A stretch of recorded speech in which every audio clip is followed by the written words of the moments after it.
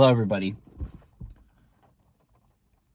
Diary of a Sensitive Kid, right? Like, that's something that I'm choosing to run with because I think it's important. You know, sometimes we're asked to do things intuitively, introspectively, and sometimes they might not make sense. And at a lot of times they might seem foolish, they might seem strange. I know for myself, some of my downloads kind of have back eddies or backlogs where I can't, at the time, perceive I can't do everything, and I feel the limitation because of like money and all these things. But once in a while, you just got to work with what you got. Today, I want to talk about SoulCare. It's something that just really hit hard this morning, and some of the programs and beliefs that have very much so been a part of what I would like to call the soul's interference. And a part of this soul's interference is one layer is where the soul divinely intervenes on behalf of the human to allow the ego to get out of the way, to allow the personality to go through what it's going through, allow the body to shift. But a part of this is what my soul has agreed to belong to be a part of. That's a part of, one, the natural world, a part of the frequency of like the game, and a part of the greater cosmic plan of learning about what's interfered with the soul being able to do what it's wanted to do. Part of this was the humans still believed at some level, this is what I want, right? This is what I want out of life. And this is the thing that was a byproduct of cultural conditioning. It was a byproduct of collective. It was a byproduct of mom and dad. It was a byproduct of teachers, but it was a byproduct of life. A byproduct of life because there were needs to be met, right? So for instance, food, shelter, clothing, Maslow's hierarchy of needs, like the basic four corners, stabilized awareness of what it requires to just live here on planet Earth. And granted, there are people who have chosen a life path outside of those experiences to trust the magic and to live, and they're able to do it. Some of us allowed the fear to get in the way, or allowed the fear to take precedence. And I, for myself, allowed things that I needed to walk through externally to block and or limit my path because my soul chose to go through that as a part of my growth and my journey. So welcome in, welcome all. This is a little discussion about soul care. Soul care is important, especially in regards to combative frequencies that keep third dimensional structures alive and aligned on planet Earth that don't really offer the opportunity to provide soul experience and full soul expression. That's in its limited state. What happens is that there are things that I know for myself are necessary for my soul to grow and flourish. And lately, a part of this fine dialing and fine tuning involves the human. It involves one level, the intellect, one level to really dial into what matters most to me beyond the opinions, the experience, the expression, and the dialogue of others. Because I know for myself, it's been very easy to step into the sway of what other people's opinions are, especially when it comes to wanting to fit in, wanting to belong, wanting to not so much silo and isolate. I know for myself, soul care and inner devotion has been beyond important. And it's something I'm actually dialing into a little bit more. You know, I watched a video yesterday that spoke a little bit about devotion, and it was like, wow, I haven't lately been able to, because of my experience, really devote that sacred moment to really reclaim my self-love and my self-care, or to reclaim my devotion to my soul and to my spirit because of XYZ. Some of these things are religious, right? So some of these things have felt like the only place that I can get to a sacred space belongs to like a church or a sanctuary or to a temple, right? Because at some level, I had a belief in distortion and reality that constantly had interference and bleed through that didn't give me the opportunity to just have radio silence, to have peace, and to really have my heart and to have my life again. And a lot of this was because I didn't have enough boundaries within myself, within my journey to say no. I didn't know how to really fortify and put up those walls because of the fact that there is still this programming about protectors and protector pieces and aspects, and I get all of that. But sometimes this is the space in which we create the sacred container to listen and to really dial in and to dive deep. And it feels like I'm recalling something right now, or reclaiming something right now from myself that's very, very, very from a long time ago, a couple of years back, probably the introduction of my awakening. And a lot of this has to do with a space where I really feel connected to my soul, to that higher aspect, that greater version of myself, and to source, perhaps even God. So I could walk with that space of interconnection, and I could be purpose, not performer. Because as a child, for myself, I loved acting. It's actually the one thing that was at the very beginning of my childhood, was something that I did. I got into it from my family. I did background work, and I did a little stage work. And growing up in California, right, it was like the stars, the way we saw the stars was not cosmic. It was always the creation of an idol on a screen, something that we could look up to, something that inspired, something that invoked, something that brought forward, right? Calling, purpose, experience. And then came this point of revelation recently in truth that lasted for quite some time, and I'm still clearing the layers of it. And it's when the veils pierced and we were able to see the motivation behind what was going on. And this is something that's happened for eons of time. Like sometimes we can get these glimpses through documentaries into our idols and to those people we look up to, that inspire us, and we find out things about them. Perhaps it's, especially in the entertainment industry, it could be drugs, it could be sexuality, it could be divorce, it could be anger, and what happens is like we start to see what's going on, and we start to get, at times we can get a bitter taste over what's going on, and as a result it's just kind of like the dialogue of the drama and the sensationalism can be too much, and it can really disrupt the way we see life, the way we purpose ourselves, and the way we see others. And the thing about this has been in regards to what we would refer to, or what was shown to me through a teacher, as an example, called wounded motivation. And a lot of that was the reason why we do what we do. So it's not so much about the purpose, but the meaning of why we do the purpose, which helped to really like redefine the part of the deeper level of healing that I've been going through, but also too, very much so, being able to recognize the hurts behind those things. And as a result, has felt like there's been a cold hard stop in being able to just be a soul on planet Earth that loves his purpose, because there was so much complexity in the conditioning behind why it was going on, but it was something that needed to be seen. And so as these gentle, loving steps of myself are coming through, and I'm opening up more and I'm sharing more, I recognize that Diary of a Sensitive Kid is a part of me reclaiming my power and my love and my soul from some of those wounds and hurts, being able to have just an open space to express and be vulnerable, but to also get out of the conditioning, which would be referred to as trauma dumping, right? And frankly, though, is that the process of all this stuff is not allowing someone else to alleviate that, but to be a part of the inner transmutational alchemist that is a part of my experience, and to just be who I am authentically without the opinions of others getting in the way of me doing what I'm doing.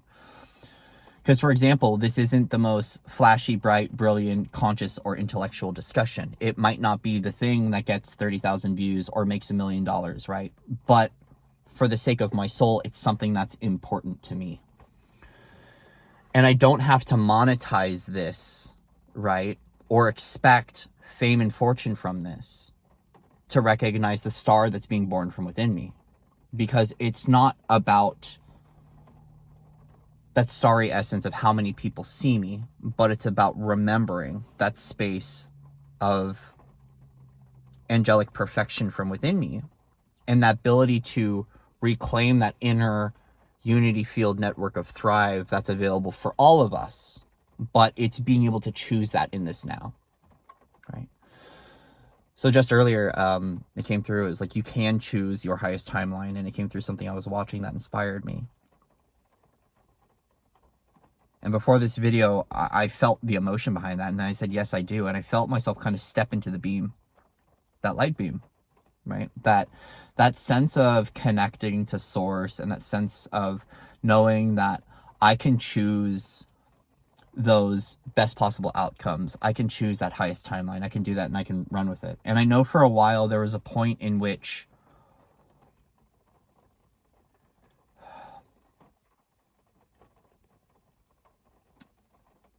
spiritual truths and the spiritual world over glamorized and over glorified, almost like sugarcoating something about this process that I'm and many of us are inside of, to the point where I started to shut off the dialogue and went very into a point where I really did more harm on my spirit than good.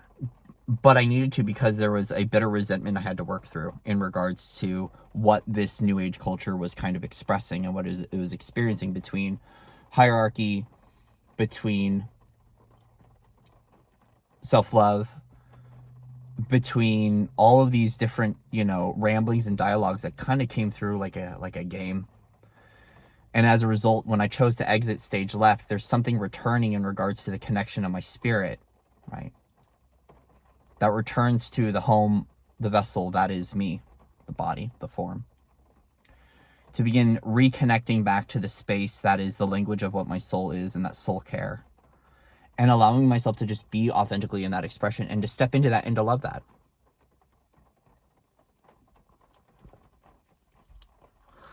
A part of this is that there were, I guess in our journey in relationship, there are friends, foes, and enemies. All of them being the perfect reflection of an inner interference in which contrast has played a role in our journey. And that contrast is a dialogue between poles, negative and positive, but also a dialogue from within that brings in stark contrast and can bring in where, right, like two land masses meet and bring friction, which can bring the earthquake.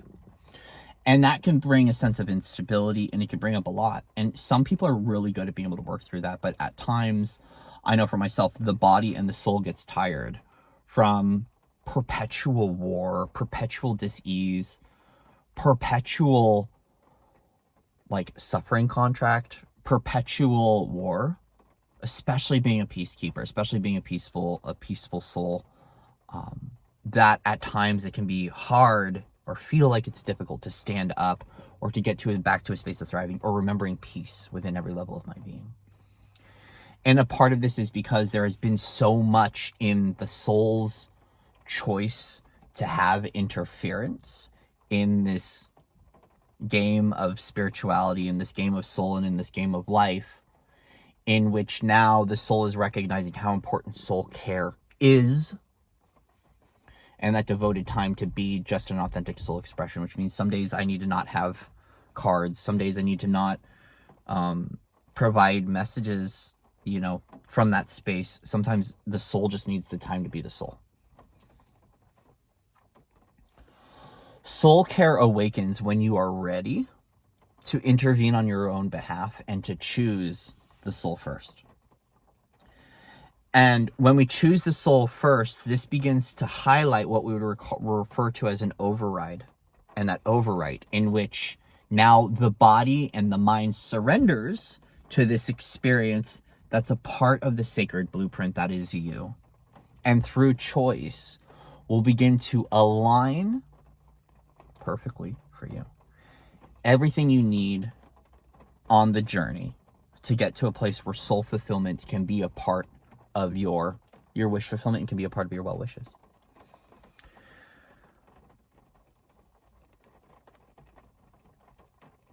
A part of this, and I want to ask you, and please feel free to share your experience of what matters to you in the comment box, because this is more than just me. This is also a collaborative effort and a space of inspiration for others. What's a part of your SoulCare? When life has quote unquote failed on your behalf and you're choosing something new because you get that frustrated, right? Or you're awakening like that, or you just you've had enough. What helps you to achieve that SoulCare for you? For myself, it is a part of that daily devotion. a part of this too is my personal connection to the Christ and to Christos, without it having to be something that is dogmatic or religious, opinionated or debated. It's an inner truth. It's an inner source. It's an inner elevation, and it's an inner divine knowing of what that means to me. And a part of my inner Christ, Christos, is crystals. The Christ, right? Christ, Christos. Working with things like magnets, right? Building things for myself that give my inner child the opportunity to play, to feel my spin rates, to go through my upside downs and inside outs, and to get better connected to this space in which there isn't an interference, but a sense of imagination and play that invites creation to see beyond the veil, or to express, or to harmonize to my inner grid work, right? To remember my fairy child, right? To remember magic. To be able to remember things like, field theory, unity field theory, to connect to energetics. But to also assist me in feeling like I am supported here on planet Earth, especially when we see that there is, at some level, and in certain avenues and certain paradigms of belief and reality stream, that we aren't supported X, Y, or Z, right? It's a belief system. It's a container. It's a universe. It is a place of exploration. And this is where we learn what our support is. It's a wayfinding thing. It can be a mission. And I know as a wayfinder doesn't mean that we always have a well-articulated or designed life path that we need to walk through. Sometimes the wayfinder is the one that feels like at times we're walking with blinders on, or a lot of obstacles, and we're aligning and navigating that pathway in our own way. And sometimes it's easy, and sometimes it's difficult. Sometimes it's quick, sometimes it's slow. It's always perfect for our own divine alignment. But wayfinding at times can be a little bit more difficult, because it can feel like we're stabbing in the dark. It's like the way that I described carving a high vibrational pathway back in the day was like being dropped in the middle of Vietnam with nothing but a machete, and you're in that tall grass and you go, where do we go? Or perhaps you're in that briar patch, don't know the way forward, and you're just kind of swiping at odds to get on through. But there's always these points of clarity, and those points of clarity are intersected nodal points in my own journey that dialogue with a sense of rebuilding confidence, self-esteem, faith, trust, those aha moments. And this self-explorative and inner expansion gives the opportunity to remember, right? Remember at a cellular level, remember at the body, something to notate internally that, yeah, that thing occurred, which validates the inner experience of what's going on. The inner, whether this is burning bush, this is an inner awakening, or an inner aha knowing that doesn't need to be validated or confirmed by others. But when it is, it's pretty freaking awesome, right? But either way, it gives you an opportunity to remember from within that you can trust. But if you've been very stubborn in regards to trust or faith or what helps you to remember that, I invite you to reclaim a little bit of that nostalgia. And I'll say not to stay there, but to validate or to confirm that you can trust. And if you can't, and you don't have that, and you're in an unknown, I ask you to reach out for support from someone, or to do what you can to create that sacred devotional time to build trust in yourself again and to fully surrender. Surrender that there is a greater version of you that is aligning in this now moment, that is connecting to you and knows that you are source, that you are love, that you are intelligent, that you are a creator being in a body, that you are creation. And as a result, you will never, ever be denied access to all the love that you are in this lifetime. What limits us and suppresses us and gets in the way are the beliefs, the ideas, the opinions, and sometimes others. And that's not a blame. The idea of SoulCare gives us an opportunity to handle that part of life's experience so we can continue on our journey and our path. This is about being able to create a formidable and structured plan internally that gives you an opportunity to remember that I am okay. I am safe. I am at the driver's seat of my own journey, that I can trust God, that I can trust soul, that I can trust source, that I can trust the universe, and you can trust whatever this is that you believe. I know for myself, there are moments in which I feel the weeping, the tearing, the crying, and the emotion, the anger, right? In which God isn't there. A higher self isn't there. Someone came through and knocked me out of my Stargate, right? Someone shut me down. Someone interfered. Someone played with my head. Someone manipulated. Someone mind controlled. Someone implanted. Someone struck me down. Someone betrayed me. Someone harmed me. Someone hurt me. Someone murdered me. Someone stole me. Someone hooked me. Someone doesn't like me. And all of this inner dialogue is showing me exactly where I need just a little bit more self-love. But at times we don't know it because it's so easy to get caught in the sensationalization, the dramatization, and the things and the worries and the opinions of what happened in our world, especially with what can happen in our own entertainment industry and what can happen on the news. We live in a world here in Western culture built on divide. It's built on who did what to who smacked who first, and the justice battle of the karmic ping pong match is continuing to go through because everyone is just processing their emotion. So it is. Processing emotion shows up and expresses in its own unique way.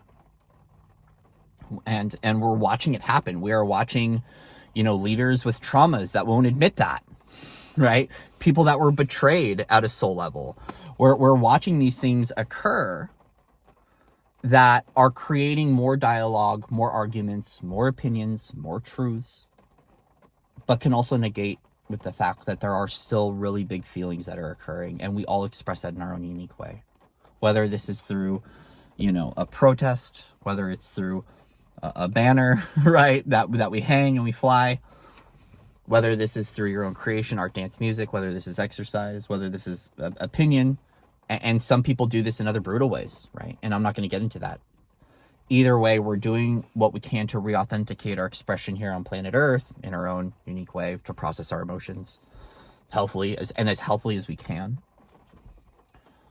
But then there's also a greater portion of the population in the collective that doesn't want to remember, and that's okay. And then there is a space in which the remembrance still has war, and we'll call this the library. Because there's money wrapped in the library. There's money wrapped in the books. There are wars, there are legions, there are genuine agendas, there are soul groups, there's tribe that have created their entire identity, reality, and structure based upon these books. And when we look that there is so much money, time, and energy invested into this library and who did who to what, on what date and time, we look at where the personal archive, the collective archive, the global archive still has a war-led agenda in which we still fight over that remembrance, which is sad. But we can let the contrast play out and not be a part of that. We can dialogue with our inner self, and we can do what we can to remain and reclaim our own soul care. This doesn't mean we deny the breath, the body, or the mind, but we prepare the mind, the body, and the emotional self to remember. So when we align our toolkit authentically and perfectly for us, we can live life. We can live life. And we can handle life as well. Which means we can work with what the experience represents for us. And we don't have to keep flying away or escaping. A part of the dreamer and a part of the child from within me has that moment that wants to escape to Neverland, right? That wants to fly into the cosmos to get to a better place. That wants to get to the top of the mountain in which I have respite. And has all these wonderful ideas and creation. And then I always get snapped back into place. Like we're snapping out of a dream. And it's the wake-up call that reality's here and it's now. And while within the quantum, there's everything that we can access and go to and run to and be and become, there's the now. And the now at times has its demands. And this is what can really hurt and create that depression. And a part of that is things like going to work, making money, living a life, having demands met by children, husbands, wives, family, moms and dads, pets, landowners, got bills to pay. And even myself, there's times in which, as I want to do these things, the imposter comes through. Because there's always going to be someone who sees better. There's always going to be someone who knows more. There's going to be someone who's a lot more professional. There's always going to be someone in my version of the story that is going to be greater than me. Because I haven't fully accepted the greatness of all that I am yet. Which helps me to go, okay, now I can align to that in my own journey. And I can see myself through that. So many times my mind's eye shows me things, and I have these things. And I want to go into this. And I'm like, I want to share this. But then all of a sudden there's that the voice of the imposter. You're not ready yet. Right? You're not good enough. You don't have the credentials. You're not seeing like other people see. You don't have this inner awareness because you're a part of this hijack, right? You've been mind controlled. You've been, and so here it comes Corey's opinion again, the inner critic saying, don't do that. And it's like, Corey, stop lying to yourself. Be aware that as you engage with this soul care, the soul begins to care as well in a little bit of a different way. And I think the soul always has cared. But I feel like what's happening and aligning for myself is beginning to harmonize a little bit more to play in what this spiritual being in a body represents from myself and how it explores itself again in a new way, beyond the dogmas, the religions, and the controls, the studies, but also remembers itself as energy again. And so many, many moments of the day, I feel this really deep teardrop coming through, this inner weep, this inner sadness. All of it a communication of the innermost truth saying, there's somewhere you want to be and something you want to become, Corey. But you can't get there overnight. So I need you, please, to step into the oven and begin the process of allowing the bread to rise. And that means that allowing my own inner alchemy to reclaim its love, to reclaim its light, to reclaim its essence as soul purpose, energy worker, right? Things like this. And to not allow the futile attempts of opinion and all these other things that, are systemically grown, but also the voices of the peanut gallery to get in the way and say you can't. So as the lessons are wrapping up, the chapters are closing and the new ones are opening up, and I myself am choosing this best possible outcome, this highest timeline, which is available for all of us in our own unique and authentic way, which is really cool, is creatively, what is this aligned to and what does this create within myself and within every cell fiber of my being? And what lands is this ability to co-create with others, to connect with other people. There's tribe that I want to see. There's people I want to meet. And while it's not an overnight process, I can get excited for that. And I can also work through all the layers of emotion, right? The childhood wounding, the abandonment, the high school teenager who never fit in, who was never cool enough, never popular enough, the one that was bullied for poetry, the one that was cast out, all those exiled pieces, like that version of me is like, cool, dude, love yourself again and enjoy the walk. And through this, take that time to slow down and get into that meditation, to trust what your inner eye, your inner truth is sharing with you, to trust that there is a lot of soul interference that you've had to face and sunlight interference that you've had to face, Corey. And it's like, what is my life outside of that black hole?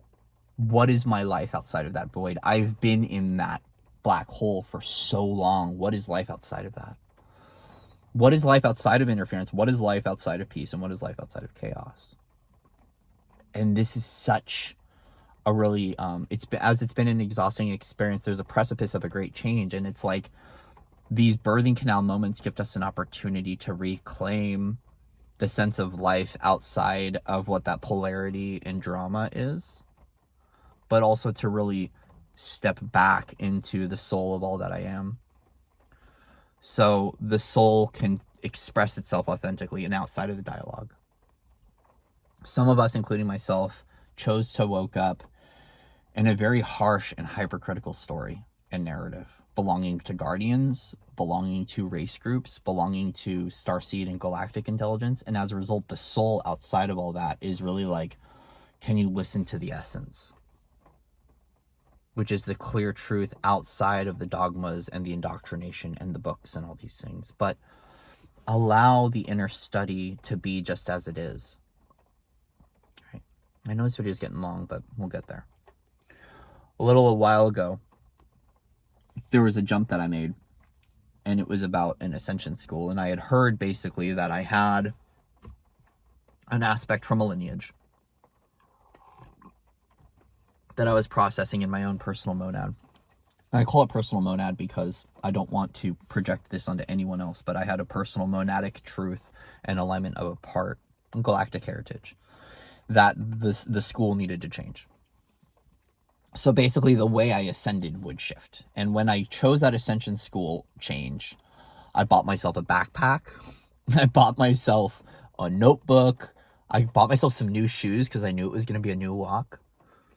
And I started to create my personal private altar from within that backpack. And it was like, crystals that I could carry because crystals are really important to me. It was certain cards I could carry with me so I could really journal and inner prompt. And then the other thing too was travel sage. So wherever I was at, I can leave a sacred offering because that backpack would take me into the jungle. It would take me out into the forest because trees, the elementals are really, really, really, really important in that search and that quest. And so I could take this with me with a traveling altar, and that altar, I could always provide something as a thank you, a moment of gratitude. Right. And then also too is a piece of peach selenite, because I love orange selenite, peach selenite in the bag. So I always had something to carry that helped me to stay clear. And that was the beginning of that. And now we're at this point in my own journey, in my own soul's expression, that SoulCare is changing, and it's requiring a different level of devotion, and it's requiring me to reclaim something that I gave up within myself because I needed to put it down temporarily to realign. And once the fragment and the fractals healed and the perspective is returning, it's giving me an opportunity to kind of reclaim a sense of light at the end of the tunnel, a sense of source and a sense of self-love that feels very familiar, but it's also terrifying at the same timeline. And it's a choice for me to feel that thing. And it's a choice for me to step into that soul care and to learn how to shut off the voices, because I'm very telepathic and I'm very psychic, but I'm also very mental. I've been very hermetic for a long time. That I also have to clear out the clairaudient interference and the dialogue with so much, so there can be a space of inner clarity that is mine. And that space of inner clarity that is mine is okay to have, because from that space unlocks more opportunities to share soul, to share purpose, to share care, to share love with the world, which is important. It's important to me. It's important for my journey moving forward, because I'm also recognizing that the container or the vehicle that carries me to my next spot is what's a part of this build. It's what's a part of those, that day-to-day step, that choice, that action propagates the change and propagates more alignment for myself. So for you as a soul, what helps you? Right? Is it Merkaba activations? Is it field care? Is it field work? Is it grid work? Is it gatekeeping? Is it the Maharic seal? Is it aligning your 7 chakra systems? Is it the Chinese Eastern Dantian philosophy? Right? Is this a 12-dimensional chakra system? Is this something that's single pillar? It's unity. You're not separate in your chakras, right? Is this light body work? Is this soul teaching? Is this soul over soul monad, higher self teaching, right? Is this prayer? Is it God? Is it meditation? Is it namaste? Is it breath? Is it yoga? Is it tantra? Is it dance? Is it light language? Right? Is it energy movement? Is it Reiki? Right? What for you helps you to anchor and harness more of the soul's strength? So when you go about life, you can navigate feeling a little bit more of that unbreakable and that untouchable spirit in which no thing can come in and interfere with your soul's experience and your soul's purpose. What reclaims your sovereignty? Right? So, is this playing with dragons? Is it that inner dragon? Right? Is it fairy? Is it magic? Is it inspiration? Is it wand work? Trees, cards. Devote your time to what fits your soul perfectly, because it might not even have to do anything with spirituality. It might be mindfulness-based techniques, learning about DBT and cognitive skills. It might be discussion. It might be counseling. Sometimes the most beautiful and spiritual thing is actually going and living life. Getting a job, right? Having a career, going to school. Is it service work, helping children? Beyond what it is that you do for others, what assists you with your own soul? And then feel free to comment in the description box, right? Feel free to comment. Feel free to let me know what assists you. Because I also see that we have so much separation between teachers and teachings and philosophies because of what's happened in our world and what's happened with the pathway, the mission, the ascension, so on and so forth. But also too is that within this now, we really don't have to fight over the way we take care of our soul, because it's very individuated and it's autonomous. It's yours. And it's your right to have a beautiful and soulful experience here on planet Earth in which you can play with this spirit in body and have a magnificent and excellent human experience as a result of it, right? Choice is yours. Choice is mine. And I'm having to remember that too, even though it might be a little bit more difficult to get the momentum and to get all the edges out of things, and to also begin reclaiming my sense of personal power as I unhook from those systems that say I can't, or those belief systems, or whatever it is, and allowing those weird worlds to be what they were, but to reclaim my innocence of spirit again. It's been really important to me. Feel free to reach out too, guys, if you want a dialogue, right? My email's in the description box. This isn't just about money and sessions. This is about community as well. So please feel free to reach out. Like, if you really want to talk, reach out. You can get to me on Telegram as well. Message me if you want that username. Feel free to message me. There is a sense of co-creation and cooperation at the forefront, and I invite all of us to share and to play in our unique way. And if it doesn't work out, it's okay. But either way is, right now, soul care seems to be a really important thing for myself. And I wanted to share this episode of Diary of a Sensitive Kid with all of you guys. We might abbreviate it to DoASK. I saw it, I was like, oh, I like that. DoASK. Or we'll see. But episode 2 of Diary of a Sensitive Kid, what came about this was, the other day, I had a sister who I was going through something really, really difficult for myself. And when I messaged her, and shout out to her for being such a wonderful human. She said, be strong, Corey. Remember how strong you are. And I didn't like that. Didn't like that one bit. And it's because I recognized I had a power with strength. But something about me talking about my sensitivity is helping me to remember my strength. So strength was true to the mind's eye of the beholder. But something about me just being as I am is remembering my resilience and my strength from within that space. And as a result of me reclaiming my strength and reclaiming my bravery, right? Shout out to Bravery for carrying the name authentically. Reclaiming the essence of strength and bravery in my own journey is helping me to overcome my obstacles in a new way. So I love you all. This is SoulCare with Diary of a Sensitive Kid. And I'll see you guys soon. All right. Namaste. Tashkun Nuraya.